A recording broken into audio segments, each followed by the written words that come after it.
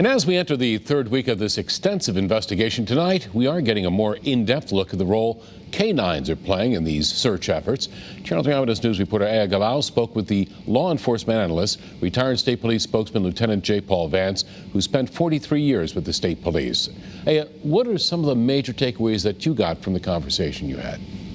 Kevin, he says despite having 2 weeks passed, it's so important not to lose hope about more evidence being found. Sources say this is a homicide investigation, and detectives are searching for her remains. In order for this case to be cracked, it'll take a team effort of police canines, several law enforcement agencies, and the public working closely together.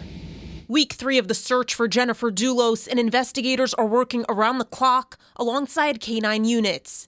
We've seen them searching this trash-to-energy plant in Hartford, properties owned by estranged husband Fotis Dulos in Farmington, and the New Canaan Park, close to where Jennifer's Chevy Suburban was found. Channel 3's law enforcement analyst, retired State Police spokesman Lieutenant J. Paul Vance, says it's important to note the K-9s are trained in many different things. Certainly they're trained to follow people, but those dogs won't go to a cadaver. Okay, so we have trained dogs that are cadaver dogs that will arrive at that scent and alert their handler. There are also separate K-9 units that go after electronics. We're told this method is rather new in Connecticut. And extremely important. Those dogs can sniff out cell phones, computers, and different electronic devices without being too specific. And any piece of evidence the K-9s come across can be extremely helpful in this investigation. They are going meticulously, piece by piece, trying to go through even small pieces, trying to go through and search and determine if there is any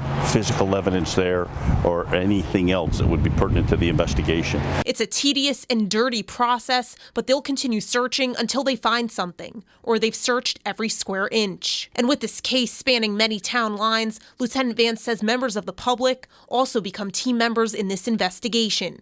Law enforcement agencies can't do it by themselves. People may have seen something, and the important part that many civilians don't realize is that they may have seen something very minute, very minuscule, and think it's not important.